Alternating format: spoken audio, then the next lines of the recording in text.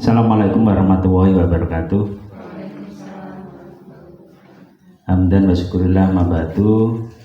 Puji syukur kita panjatkan kehadirat Allah Subhanahu wa taala yang telah memberikan kita nikmat yang senantiasa kita terima dan harusnya kita syukuri. Salawat dan salam kita curah limpahkan kepada junjungan kita Nabi Muhammad SAW yang telah menunjukkan kita jalan kebenaran, jalan Islam dan jalan yang selalu akan kita lalui untuk menuju surganya Allah. Bapak Ibu yang saya hormati, terima kasih atas kedatangannya. Hari ini kita sedang mengadakan kegiatan aksi nyata yang dilaksanakan oleh Pak Nuril Huda.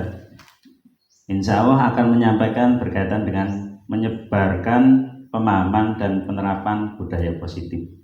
Mari kita ikuti hingga akhir apa yang akan disampaikan oleh Pak Nuril dan apa yang baik kita laksanakan, apa yang membuat kita menjadi lebih baik untuk kemajuan sekolah SD Negeri Ngampal 1. Demikian Bapak Ibu, untuk selanjutnya monggo Pak Nuril, waktu selanjutnya saya persilahkan. Dari saya akhiri. Wabillahi taufiq wal hidayah. Assalamualaikum warahmatullahi wabarakatuh. Waalaikumsalam.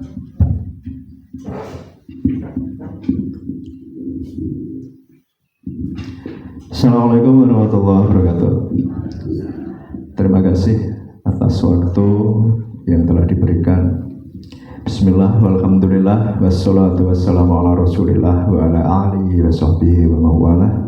Rabbi shrah li sadri wa yassir li amri wahlul 'uqdatam min lisani yafqahu qawli. Amma ba'du. Alhamdulillah, puji syukur atas kerana nikmat yang telah diberikan kita semua.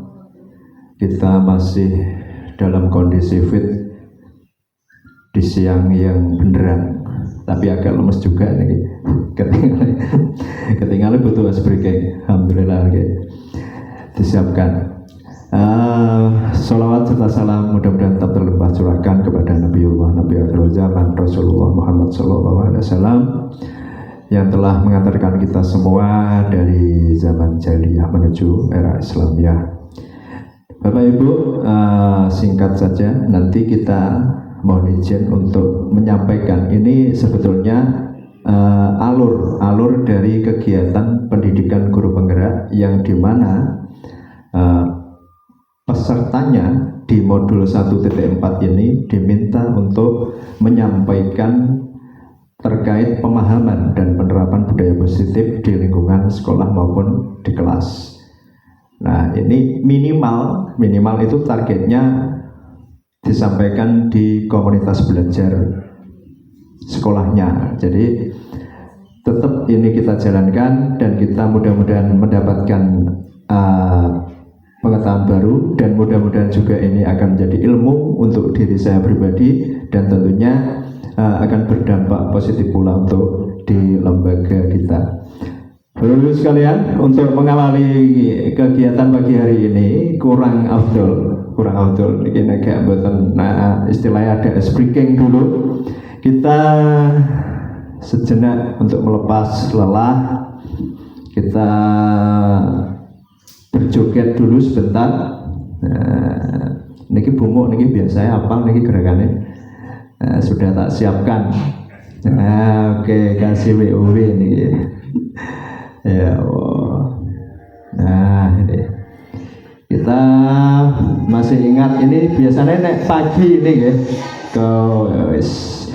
Mohon kiranya tanpa mengurangi rasa hormat kita berdiri sejenak untuk bergerak, melepas lelah, menghadirkan keceriaan karena kebahagiaan tetap akan kita hadirkan untuk mengawali kegiatan kita di siang hari ini. Kuncinya tetap bahagia, guys. Kita mulai, guys. Oke. Bu, saya angkat ya gerakan Bu. Oke. Siap, yuk. Tangan ke depan. Aran zam-zam, goyang-goyang. Pak Habib, senyum tuh Pak. Ah, oke, luar biasa. Panjang.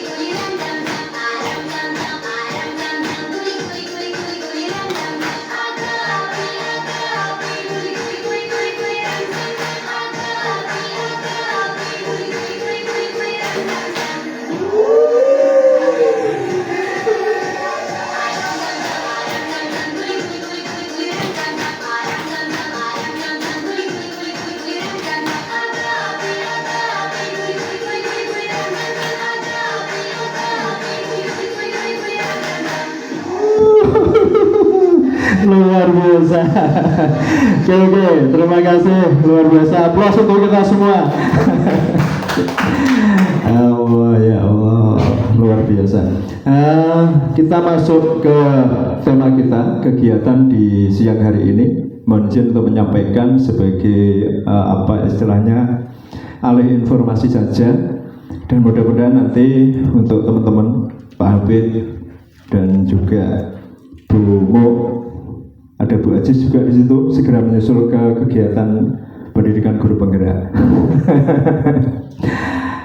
Aksi nyata modul 1.4 menyebarkan pemahaman dan penerapan budaya positif. Ini kemarin banyak sekali materinya. Ini materi yang paling banyak Bapak Ibu yang saya terima di modul 1.4 ini. Biasanya cuma beberapa subtopik atau topik yang disampaikan. Ternyata dalam penerapan budaya positif di sini banyak sekali, ada 7 topik dalam satu modul. Topik subtopiknya ada 7.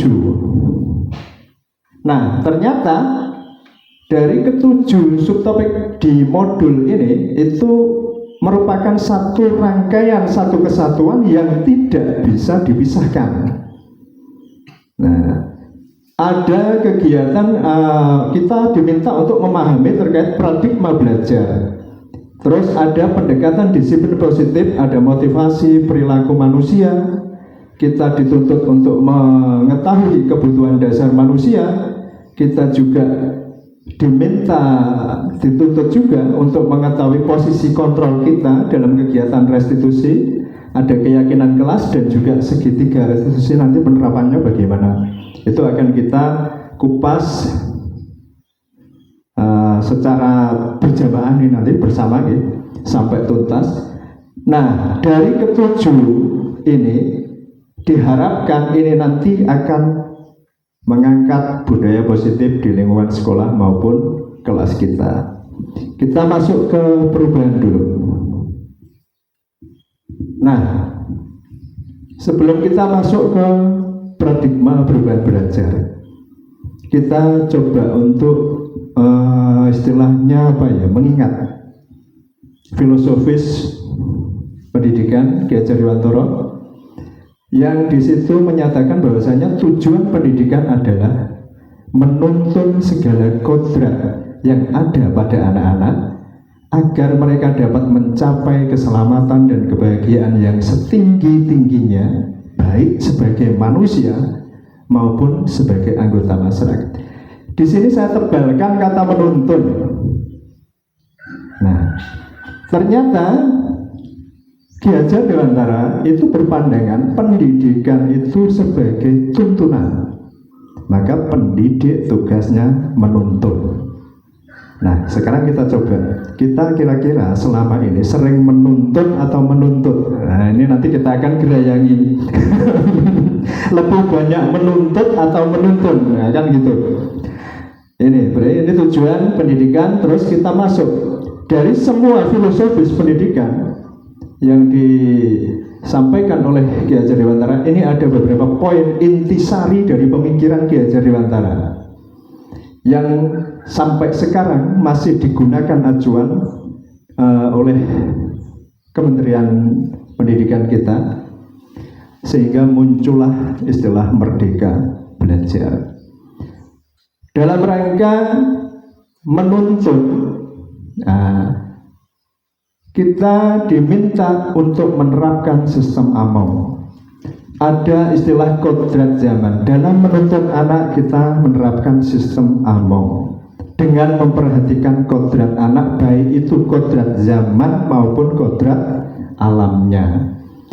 Nah, ini kalau trikon ini ya, ini trikon berarti ada tiga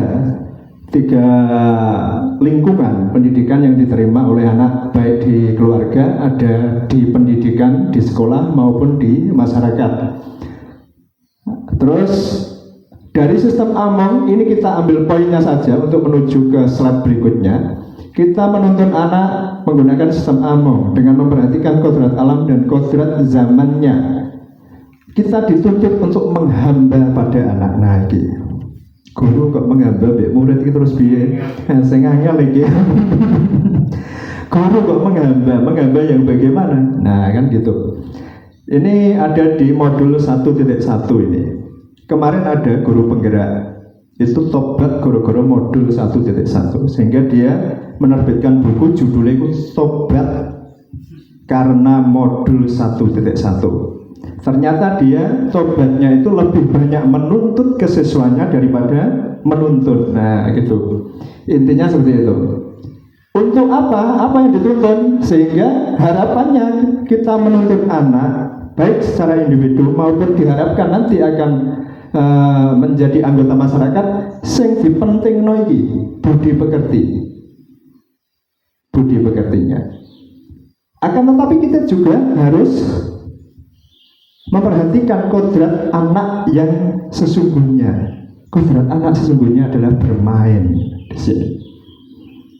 Mengingat usia terlebih di jenjang TK, TK gawe SD. Kita lanjut dulu, ini poin-poinnya nanti kita kupas di pertemuan komunitas belajar mini kita berikutnya. Nah, tujuan dari itu semua, penerapan dari intisari itu akan mewujudkan profil pelajar Pancasila. Ada imtak, ada mandiri, nalar kritis, kebinekaan, gotong royong dan kreatif. Hampir mirip dengan prinsip dasar kepramukaan. Nah, niki nyontoh pramukane, nyontoh Ki Hajar Dewantara. Nah, masuk ke poin yang pertama. Perubahan paradigma belajar. Pembelajaran dengan prinsip yang mempertimbangkan proses perkembangan peserta didik sesuai kebutuhan dan karakteristik yang beragam dari setiap murid agar proses belajar menjadi bermakna. Artinya dalam perubahan paradigma belajar ini, pembelajaran yang kita laksanakan harus berpihak pada murid. Nah, inilah yang disampaikan di awal tadi, di intisari ini, menghamba atau berhamba kepada anak. Nah, pembelajaran berpihak pada murid. Jadi kita harus berpihak pada murid dengan memperhatikan kodrat zamannya dan kodrat alamnya. Oke. Pembelajaran bersifat kontekstual. Pembelajaran juga bersifat konstruktivistik. Kalau ada kemarin tuh waktu kuliah kita mengenal istilah konstruktivistik. Terus membangun untuk berpikir kritis. Nah, ini paradigma perubahan belajar yang harus kita terapkan. Ini nanti ada kaitannya untuk menuju budaya positif. Nah, yang kedua, ada pendekatan disiplin positif. Ini sudah masuk poin yang kedua. Pendekatan disiplin positif adalah pendekatan kepada peserta didik yang dilakukan dengan mendidik dan membina guna membangun pemikiran dan perilaku positif tiap individu peserta didik, sehingga diharapkan murid dapat mengontrol perilakunya sendiri berdasarkan pemahaman dan kesadarannya, serta bertanggung jawab atas konsekuensi yang diambil dari tindakan dan perilakunya sebagai perwujudan kepada diri sendiri dan orang lain. Oke, ini tujuannya ini. Tujuan disiplin positif itu menumbuh kembangkan pemikiran dan perilaku positif peserta didik agar dapat berperilaku secara tepat atas dasar kesadaran sendiri. Jadi kesadaran. Kesadaran sendiri ada unsur intrinsik di situ di dalamnya. Dan dilandasi sikap tanggung jawab. Yang kedua, meningkatkan kualitas layanan peserta didik yang ramah anak. Nah, ini yang memicu kemarin itu lahirnya sekolah ramah anak ini oleh pendidik dan tenaga kependidikan dalam lingkungan sekolah, menurunkan potensi kekerasan baik secara fisik verbal maupun potensi perundungan, bullying, kekerasan seksual dan intoleransi yang terjadi dalam lingkungan sekolah. Jadi tujuannya itu untuk meminimalisir itu. Terus yang berikutnya, mengoptimalkan dukungan peranan orang tua dan pemangku kepentingan sekolah dalam upaya membantu iklim lingkungan sekolah dan kualitas pembelajaran yang mendukung pencapaian hasil belajar yang baik. Semua ini ujungnya itu tetap siswa, tetap anak. Makanya Ki Hajar Dewantara, kita harus menghamba kepada anak. Anak lagi yang jadi objek atau subjek itu? Subjeknya, sasarannya, pokok endingnya tetap anak. Tiba-tiba abot jadi guru ya. Nih, kita harus memahami juga terkait motivasi perilaku manusia sebelum nanti mengerucut pada terwujudnya budaya positif. Jadi motivasi perilaku manusia, Dian Gosen dalam bukunya Restructuring School Discipline menyatakan ada 3 motivasi perilaku manusia. Manusia itu ada yang perilakunya itu menghindari ketidaknyamanan atau hukuman. Yang kedua, untuk mendapatkan imbalan atau penghargaan dari orang lain. Setiap dia melakukan apa saja, dia berharap mendapatkan imbalan atau penghargaan dari orang lain. Gak oleh imbalan, gak diakoni orang lain, dia tidak jalan. Itu ada. Terus ada yang melakukan sesuatu untuk menghindari, mergo gak nyaman, mergo takut dengan hukuman. Nah itu yang pertama. Yang ketiga sekarang. Tadi yang kedua sudah, ketiga untuk menjadi orang yang mereka inginkan dan menghargai dirinya sendiri dengan nilai-nilai yang mereka percayai. Yang poin 3 ini yang luar biasa.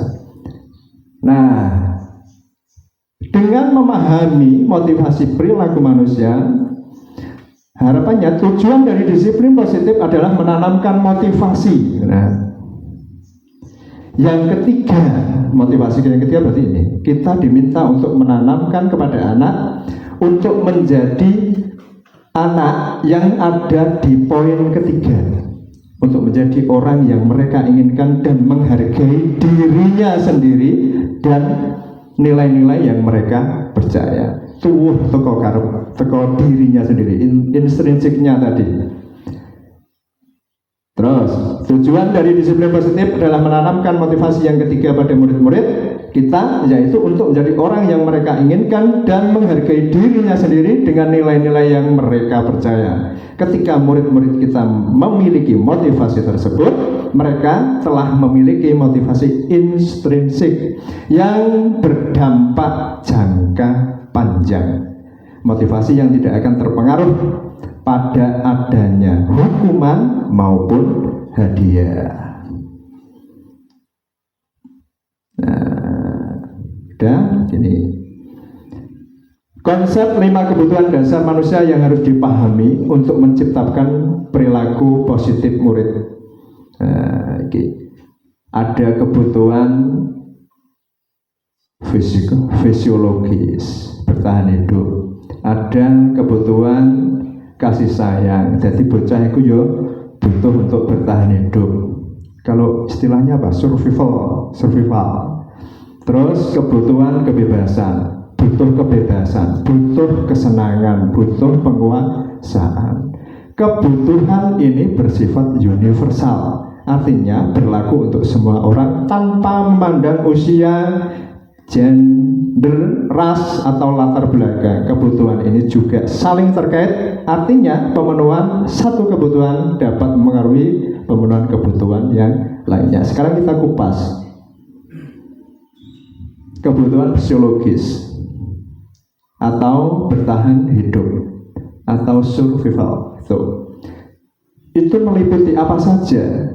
Artinya untuk mewujudkan budaya positif, kita di kelas maupun di sekolah kita harus memahami bahwasanya setiap orang itu juga butuh makan, butuh air, butuh tempat tinggal, butuh pakaian, butuh keamanan. Nah, yang dapat kita lakukan apa? Memastikan murid memiliki tempat tinggal yang aman dan nyaman, serta memberikan bimbingan kepada murid yang mengalami kesulitan ekonomi. Alhamdulillah kemarin ini sudah kita terapkan kepada anak-anak kita yang yatim atau piatu kemarin. Berarti kita membebaskan dari iuran apapun itu. Terus yang kedua,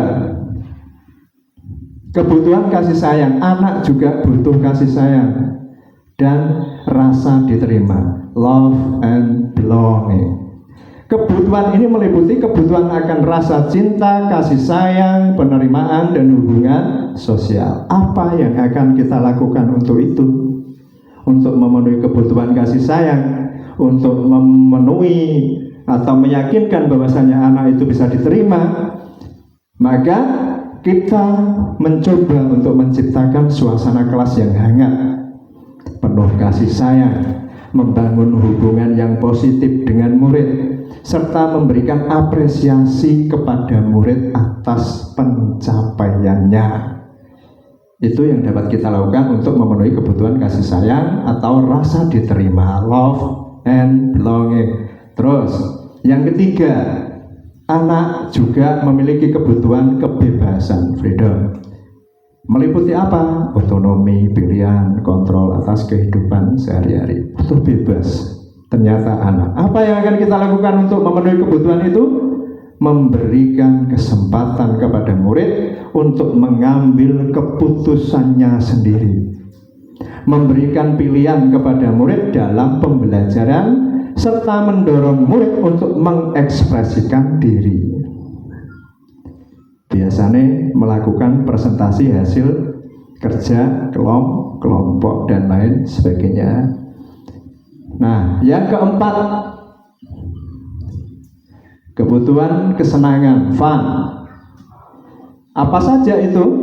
Kebutuhan akan pengalaman yang menyenangkan dan memuaskan. Artinya kesenangan tadi kodrat anak juga bermain. Kalau kita menengok ke intisari dari pemikiran Gajar Dewantara, ada istilah kodrat anak itu juga bermain. Apa yang akan kita lakukan untuk memenuhi kebutuhan kesenangan anak ketika pembelajaran? Menyelipkan unsur-unsur menyenangkan dalam pembelajaran, memberikan kesempatan kepada murid untuk bermain dan bereksperimen, serta menciptakan suasana kelas yang ceria. Terus ada kebutuhan penguasaan, power. Kebutuhan ini meliputi akan rasa berdaya, mampu, dan berpengaruh.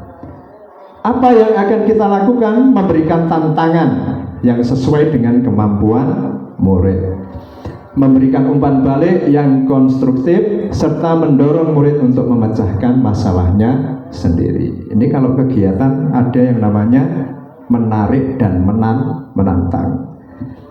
Itu yang kita bisa wujudkan untuk memenuhi setiap kebutuhan yang ada pada murid. Bukan hanya pada murid, sebetulnya ini juga ada pada diri kita. Soalnya sifatnya universal. demikianlah tadi 5 kebutuhan dasar manusia yang harus kita pahami sebagai guru untuk menciptakan perilaku positif pada siswa kita. Nah, jika kita sudah memahami terkait 5 yang tadi, maka kita harus memposisikan diri sebagai posisi kontrol. Nah, posisi kontrol seorang guru itu ada 5.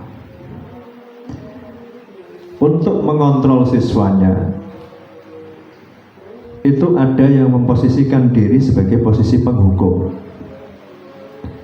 Terus posisi pembuat rasa bersalah, ada yang memposisikan sebagai teman, ada yang memposisikan sebagai pemantau, terus ada yang berposisi sebagai manajer. Ini harapannya yang manajer.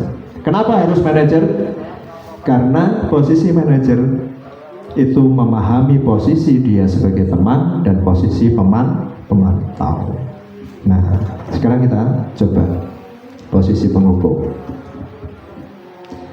Posisi penghukum, jadi seorang penghukum itu bisa menggunakan hukuman fisik maupun verbal. Orang-orang yang menjalankan posisi penghukum senantiasa mengatakan bahwa sekolah memerlukan sistem atau alat yang dapat lebih menekan murid-murid lebih dalam lagi. Guru-guru yang menerapkan posisi penghukum akan berkata, ini yang kemungkinan sering disampaikan, patuhi aturan saya atau awas. Nah, biasanya gitu kalau tipe penghukum itu. Hati-hati kamu nih, awas jangan kamu kerja no, orang tak biji dan lain sebagainya. Ini posisi penghukum. Terus biasanya juga sering menyampaikan, kamu selalu saja salah, bocah kok rada bener ya, seperti itu.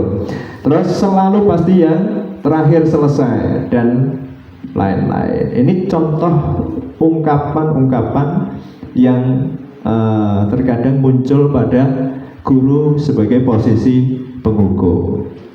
Nah, ini ketoknya rodok kroso.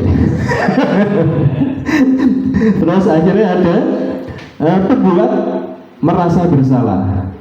Terkadang kita itu memposisikan diri untuk menciptakan budaya positif, tujuannya bagus, tapi kita memposisikan diri sebagai pembuat anak untuk merasa bersalah. Pada posisi ini biasanya guru akan bersuara lebih lembut. Pembuat rasa bersalah akan menggunakan keheningan yang membuat orang lain merasa tidak nyaman, bersalah atau rendah diri. Kata-kata yang keluar dengan lembut bisa jadi seperti ini. Orangnya lembut, kita pakai cara yang halus, tapi endingnya membuat anak kita itu merasa bersalah. Contohnya begini, ibu sangat kecewa sekali dengan kamu. Jadi bocah itu piye yo, kok aku salah meneh, ibu kok kecewa dan lain sebagainya. Terus lagi, berapa kali bapak harus memberitahu kamu ya, ada yang salah lagi dengan diri saya. Gimana coba kalau orang tua kamu tahu dengan kamu berbuat begini? Iki antara mengancam dan halus, tapi iki terkadang ya tidak kita sadari kita mengucapkan hal ini. Berarti ketika kita menyampaikan hal senada dengan ini, posisi kita guru yang membuat merasa bersalah anaknya dengan tujuan untuk mewujudkan budaya positif tadi. Nah, terus ada lagi, nah banyaklah istilahnya yang senada-senada dengan itu. Terus lagi, ada yang memposisikan sebagai teman. Guru pada posisi ini tidak akan menyakiti murid, namun akan tetap berupaya mengontrol murid melalui persuasi. Posisi teman pada guru bisa negatif atau positif. Positif di sini berupa hubungan baik yang terjalin antara guru dan murid. Guru di posisi teman menggunakan hubungan baik dan humor akan mempengaruhi seseorang. Ini kalimat yang sering dilontarkan oleh guru yang memposisikan sebagai teman. Ayo bantulah demi bapak ya, ayo. Nah, kita biasanya kan gitu. Ayo dibersihkan bareng-bareng. Nah, ambek bapak, ambek ibu, dan lain sebagainya. Ya sudah, kali ini tidak apa-apa, nanti ibu bantu bereskan. Jadi seolah-olah dia memposisikan dirinya sebagai teman. Ini ada yang seperti itu. Terus ada yang pemantau. Pemantau ini berarti kalau ada kapal pantau, berarti kapal yang tugasnya memantau, mengawasi. Memantau berarti mengawasi. Pada saat kita mengawasi, kita bertanggung jawab atas perilaku orang-orang yang kita awasi. Posisi pemantau berdasarkan pada peraturan-peraturan dan konsekuensi.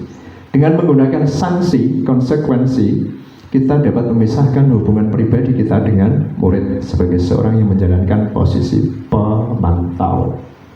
Pertanyaan yang diajukan seorang pemantau biasanya itu identik dengan aturan. Peraturannya apa? Kemarin kan kita sudah buat keyakinan kelas. Keyakinan kelas yang di nomor 3 kemarin apa?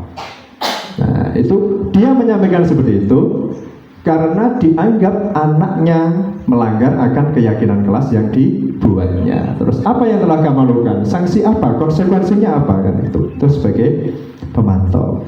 Nah, ini yang manajer. Posisi terakhir, posisi manajer adalah posisi di mana guru berbuat sesuatu bersama dengan murid, mempersilahkan murid mempertanggungjawabkan perilakunya, mendukung murid agar dapat menemukan solusi atas permasalahannya sendiri. Seorang manajer telah memiliki keterampilan di posisi teman yang di awal tadi. Terus dan pemantau juga. Dengan demikian bisa jadi di waktu-waktu tertentu kembali kepada kedua posisi tersebut bila diperlukan. Nah, tugas seorang manajer bukan untuk mengatur perilaku seseorang. Kita membimbing murid untuk dapat mengaturnya sendiri. Seorang manajer bukannya memisahkan murid dari kelompoknya, tapi mengembalikan murid tersebut kepada kelompoknya dengan lebih baik dan kuat. Nah, itu harapannya kita ada di posisi ini. Mudah-mudahan nanti kita bisa berada di posisi ini. Karena apa? Posisi ini berarti sudah melampaui posisi pemantau dan teman. Nah, kalau kita sudah mengenal kebutuhan dari manusia, terus posisi-posisi kontrol sudah kita pahami, kita mencoba untuk menerapkan budaya positif melalui keyakinan kelas. Kok gak kesepakatan kelas? Kesepakatan itu masih cenderung nanti dilanggar. Kalau kesepakatan itu dilanggar, biasanya ada hukuman. Kita mencoba untuk membangun anak, memunculkan kekuatan intrinsik untuk menerapkan atau melakukan yang sudah disepakati dan akhirnya diyakini, itu dengan sukarela, tanpa adanya paksaan. Muncullah istilah keyakinan kelas. Keyakinan kelas adalah kegiatan untuk menciptakan lingkungan belajar yang positif dan mendukung dengan harapan dapat dijalankan sesuai kesepakatan bersama. Dijalankan tanpa adanya paksaan, ini yang pasti seperti itu. Terus apa peran kita untuk membuat sebuah keyakinan kelas di dalam kelas kita masing-masing? Peran guru dalam membuat keyakinan kelas sekarang. Guru berperan dalam mewujudkan terbentuknya keyakinan sekolah atau kelas dengan adanya kesepakatan antara guru dan murid. Kita buat kesepakatan di awal. Guru mendengarkan curah pendapat, artinya di sini kita tetap menampung seluruh keinginan siswa kita. Nah, kepingin seperti apa kelas kita? Kelas yang bagaimana yang kalian impikan? Kamu kepinginnya kelas kita itu nanti ketika pembelajaran seperti apa? Kita tampung semua di situ. Jika sudah ada kesepakatan, maka akan muncul nilai keyakinan yang mereka percaya sehingga dapat diterapkan di lingkungan sekolah atau kelas. Nah, tadi dengar bisa ditulis, setelah itu dirangkum di sebuah map, bisa terus dimunculkan, merubah kalimat-kalimatnya menjadi kalimat kebajikan. Setelah itu guru dan ketua kelas menandatangani ini yang terpenting. Kesepakatan bersama ditandatangani bersama untuk diwujudkan bersama, diyakini bahwasanya ini yang kita harapkan di kelas kita. Nah, seperti itu. Terus apa yang terjadi jika siswa melanggarnya? Apakah kita akan memberikan hukuman fisik? Tidak. Hukuman hafalan, padahal api iki hukuman iki hafalan. Kon ngapalo surat-surat jane ya api hukuman iki. Apa dibentak atau ngersik-ngersik jeding? Tidak. Kenapa tadi kok tidak dikehendaki? Karena masih ada kata hukuman. Hukuman diganti dengan konsekuensi. Nah, ini mulai alam pikir anak kita ajak untuk naik level, ini istilahnya diunggah no level ya. Hukuman gak ada, konsekuensi. Dengan konsekuensi, jadi kesan kita bukan sebagai penghukum, akan tetapi kita bisa memposisikan sebagai teman dan pemantau tadi. Terus disinilah peran guru sebagai manajer. Nah kan gitu.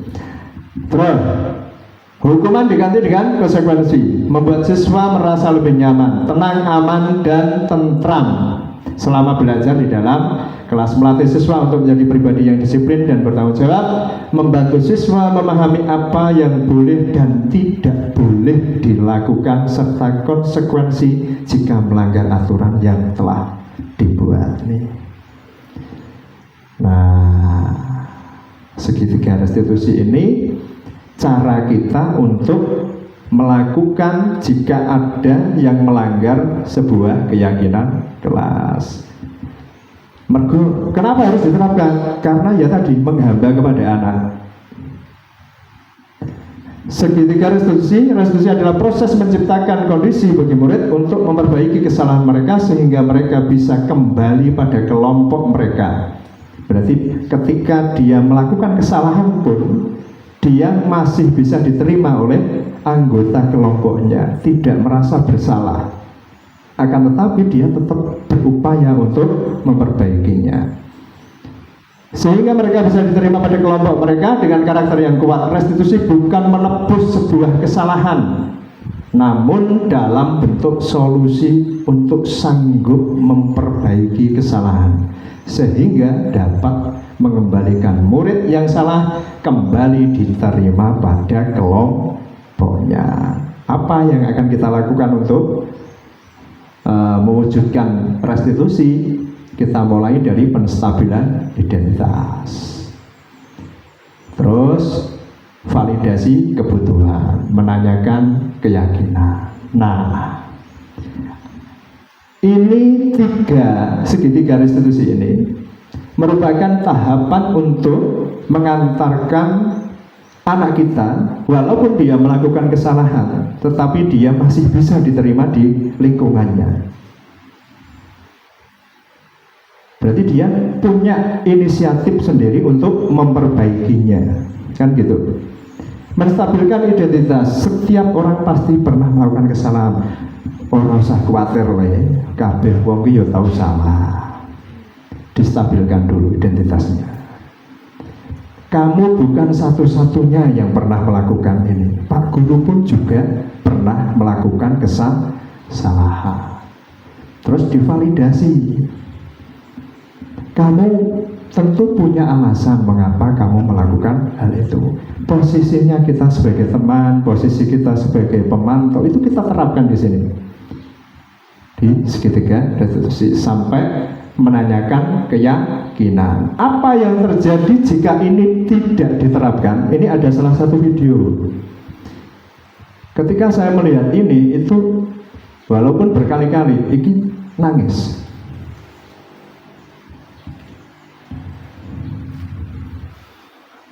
Kita tonton sejenak.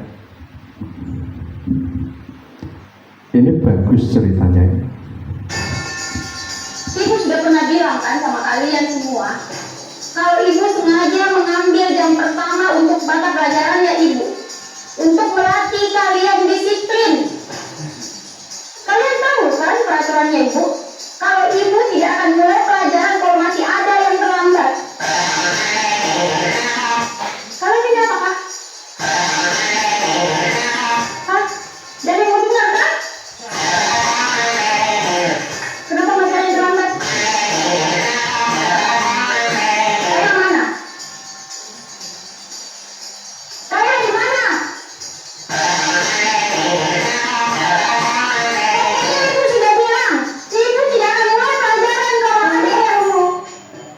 Tak terlambat. Kayla, sini kok.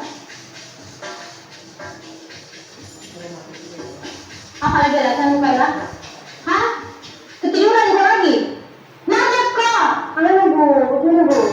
Mentong kau, Kayla. Jangan kerok. Gara-gara kau, kita semua hampir tidak belajar. Mentong ini, hukum saya, Bu. Sudah. Yang lagi yang mental. Kayla, duduk kok. Tapi ingat kok besok, kalau kau masih terlambat begini, ibu tidak akan mulai pelajaran lagi.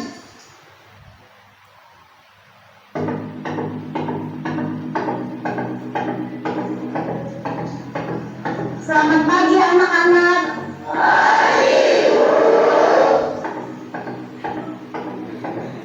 Betul-betul ini kayak lagi. Gak ada obat-obatnya.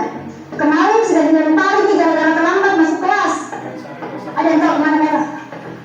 Assalamualaikum. Oh, tak terlambat. Gak usah banyak alasannya. Berdiri depan. Sepanjang pelajaran yang 10 hari ini, kok berdiri terus di depan? Enggak ada terlambat sih.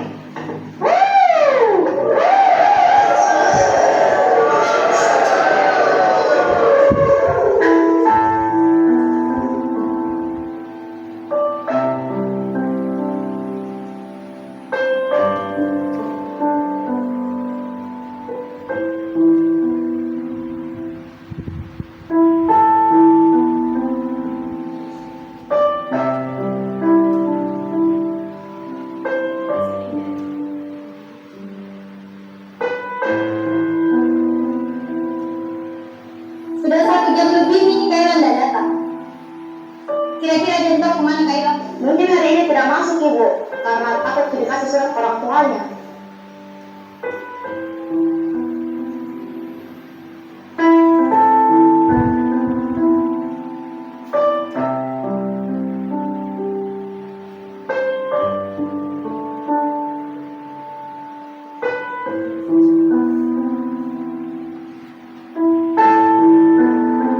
Pagi anak-anak.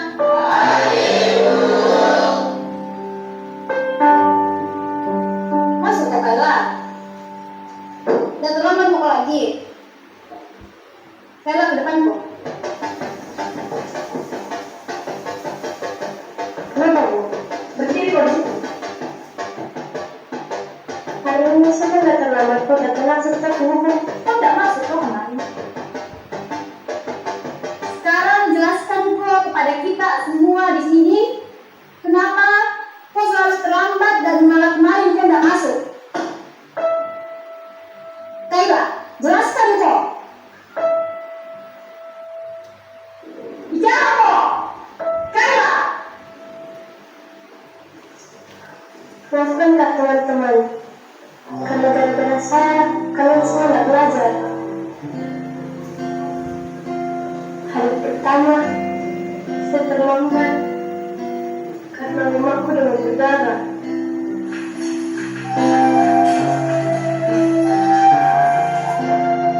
Harus diantar ke rumah sakit sebelum suruh sekolah.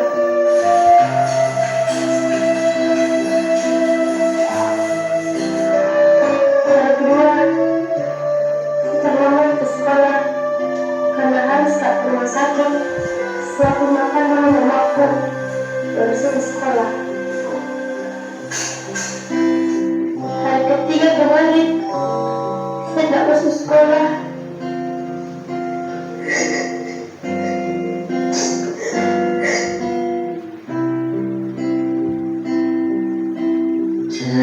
Aku hadirmu bunda, manjakanku di kecil dulu. Belum bikin aku. Apakah tergetar hatimu? Di sini anakku terjatuh.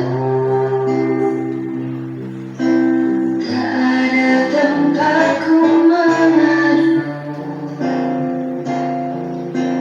Tangisku dalam sendiriku. Mama suruh jadi singa.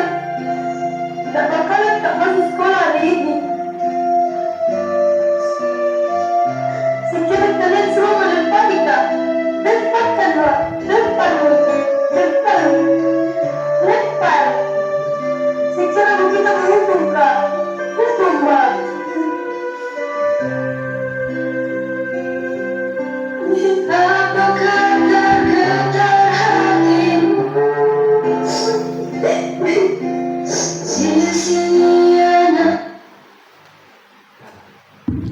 demikianlah Bapak Ibu,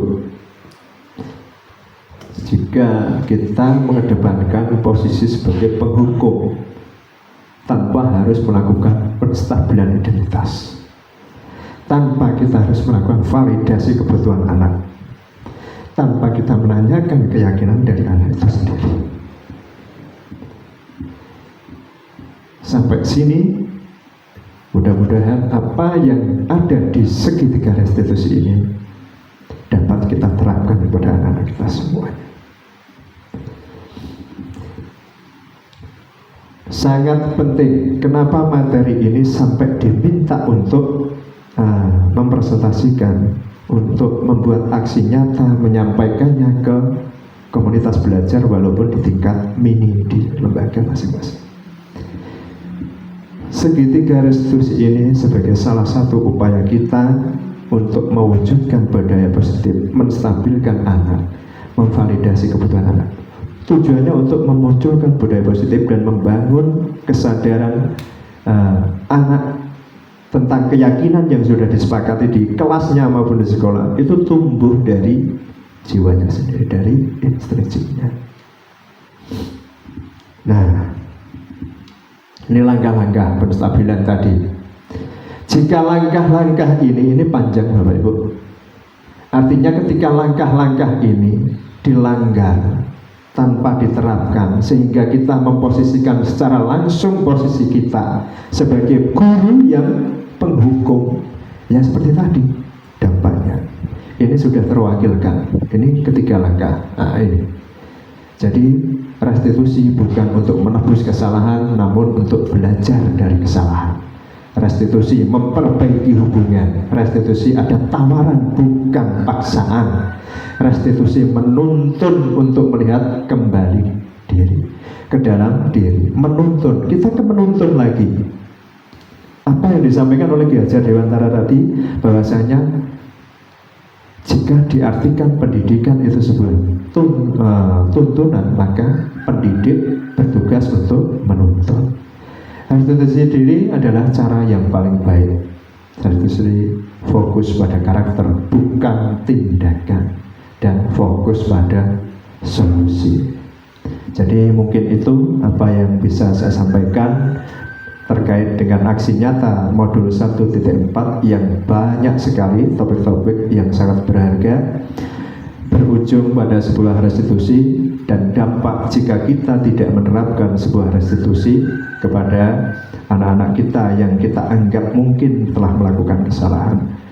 Dampaknya sudah kita saksikan, dan apa yang terjadi ya seperti gambar tadi apa yang kita lihat, film yang menggugah nurani kita. Mudah-mudahan pertemuan kita di kegiatan sharing alih informasi modul 1.4 ini membawa dampak bagi diri saya pribadi khususnya, dan mudah-mudahan juga dapat kita ambil hikmahnya. Sedikit demi sedikit kita menata ke depan untuk lebih baik. Kurang lebihnya saya mohon maaf. Assalamualaikum warahmatullahi wabarakatuh.